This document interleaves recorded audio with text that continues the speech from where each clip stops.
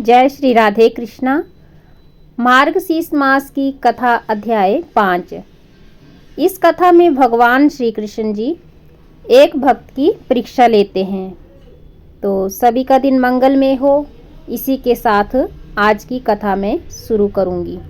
अघन मास की कहानियाँ भगवान कृष्ण और विष्णु की भक्ति से जुड़ी हुई हैं। ये महीना श्री कृष्ण के लिए विशेष माना जाता है क्योंकि इसी महीने में उन्होंने अर्जुन को गीता का ज्ञान दिया था। कहानियों के अनुसार इसी महीने में कश्यप ऋषि ने कश्मीर बसाया था और बांके बिहारी प्रकट हुए थे। इसके अलावा राम जानकी और शिव पार्वती का विवाह भी इसी महीने में हुआ था। तो चलिए सुनते हैं कथा। एक समय की बात है, द्वारिका नगरी में एक वृद्ध भक्त सुदामा दास रहता था। वह गरीब था, परंतु उसके मन में भगवान श्री कृष्ण के प्रति अटूट भक्ति थी। वह प्रतिदिन मार्गशीर्ष मास में व्रत रखता, तुलसी को जल अर्पित करता, दीपक जलाता और भगवान का नाम जपता रहता था। गोविंद माधव वासुदेवाय नारायण। उसकी भक्ति देखकर सब लोग कहते, सुदामा दास के पास कुछ नहीं है, पर उसका हृदय श्री कृष्ण प्रेम से भरा है। भगवान की परीक्षा। एक दिन भगवान श्री कृष्ण ने सोचा, मेरा यह भक्त सदा मेरा नाम लेता है, देखूं ये सुख दुख में कितना अडिग रहता है। उन्होंने एक ब्राह्मण का रूप धारण किया और सुदामा के घर पहुंच गए। घर बहुत छोटा था, छप्पर से वर्षा का पानी टपक रहा था। सुदामा ने उन्हें प्रणाम किया और कहा, स्वागत है प्रभु, मेरे घर में कुछ नहीं, पर प्रेम से जो है वही लीजिए। वह मिट्टी के बर्तन में बचा हुआ थोड़ा सा चावल लाया और ब्राह्मण को प्रेम पूर्वक दे दिया।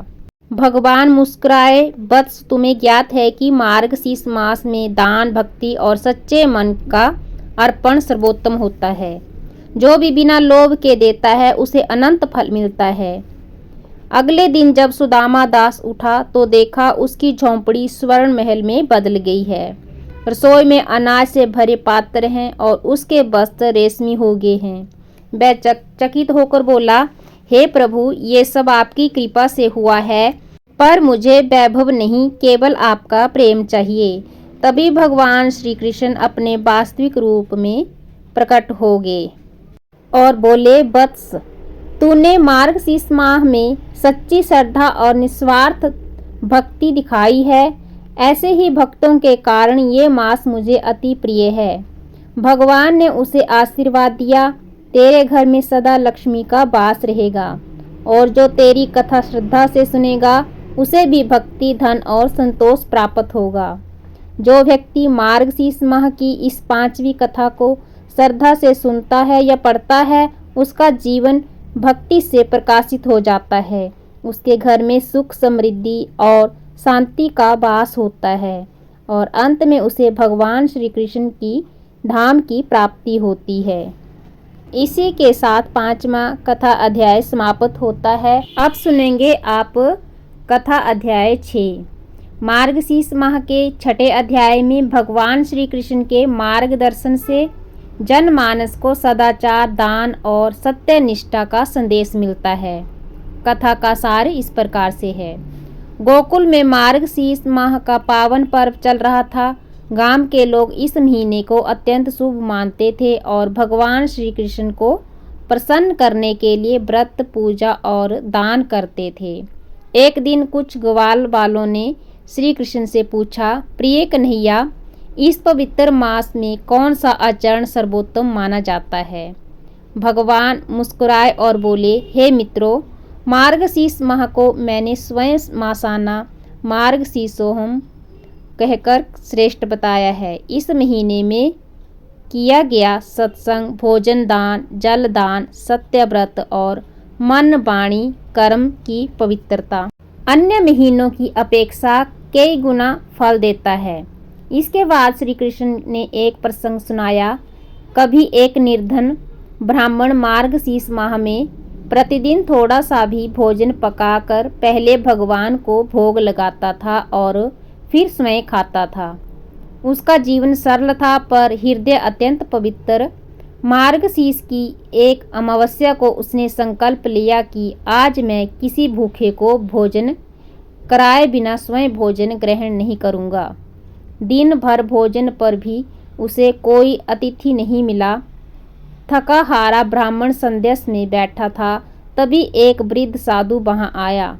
ब्राह्मण ने हर्षित होकर उसे स्नेहपूर्वक भोजन कराया और आदर दिया।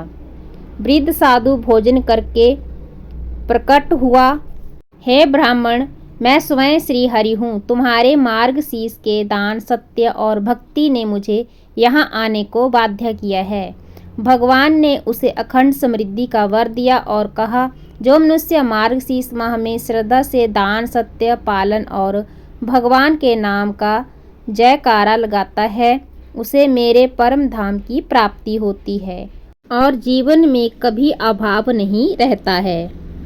इस कथा का संदेश ये है कि मार्गशीर्ष मास सदाचरण और भक्ति का विशेष समय है। पवित्र मन से किया गया छोटा सा दान भी अपार फल देता है।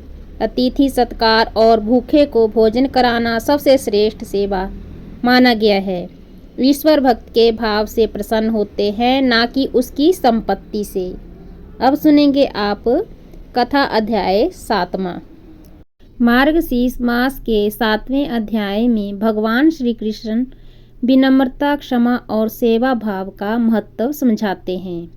गोकुल में मार्गशीर्ष का उत्सव चरम पर था। सभी लोग पूजा, भजन और दान में लगे हुए थे।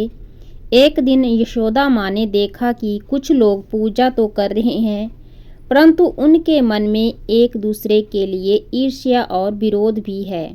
उन्होंने श्री कृष्ण से कहा, लाला, यदि पूजा और दान के साथ मन शुद्ध ना हो तो क्या वह फल देता है? श्री कृष्ण मुस्कुराए और बोले, मैया, मार्गशीर्ष मास में मन की पवित्रता सबसे आवश्यक है। यदि हृदय में कलुष हो तो पूजा भी केवल बाहरी कर्म बन जाती है। तब श्री कृष्ण ने एक कथा सुनाई। एक नगर में दो पड़ोसी थे, एक धनी व्यापारी और दूसरा साधारण गृहस्थ। मार्गशीर्ष मास आने पर दोनों ने व्रत और दान का संकल्प लिया। धनी व्यापारी ने बड़े बड़े भोज रखे, वस्त्र वितरित किए, पर मन में घमंड था। वह बार बार कहता, देखो मैं कितना बड़ा दानी हूँ। दूसरी ओर साधारण गृहस्थ के पास धन कम था, पर हृदय नम्र था। वह हर सुबह एक दीप जलाता, थोड़े से अन्न का दान करता और भगवान का नाम जपता। वह सबको सम्मान देता और किसी से बैर भी नहीं रखता था। मास के अंत में दोनों को भगवान के स्वप्न में दर्शन हुए। व्यापारी से भगवान ने कहा, तुम्हारा दान ऊंचा था, परंतु उसमें प्रेम और विनम्रता का अभाव था, इसलिए उसका फल सीमित है। और गृहस्थ से कहा, तुम्हारा छोटा सा दान भी भाव और विनम्रता से किया गया, अंत में वह अनंत फलदायी है। मार्गशीर्ष में भाव ही भगवान को प्रिय है। अगले दिन दोनों की जीवन स्थितियों में परिवर्तन आया। गृहस्थ का घर समृद्ध होने लगा और व्यापारी का घमंड टूट गया। व्यापारी को समझ आ गया कि भगवान को हृदय चाहिए, दिखावा नहीं। इस कहानी का मुख्य संदेश, मार्गशीर्ष मास में दान और पूजा तभी फल देते हैं जब विनम्रता और शुद्ध भाव हो। घमंड से किया गया कोई भी शुभ कार्य आधा फल देता है। सेवा भाव और क्षमा ईश्वर को सबसे प्रिय गुण हैं। छोटा दान बड़ा बन जाता है यदि वह सच्चे हृदय से किया जाए। तो ये था 7वां अध्याय।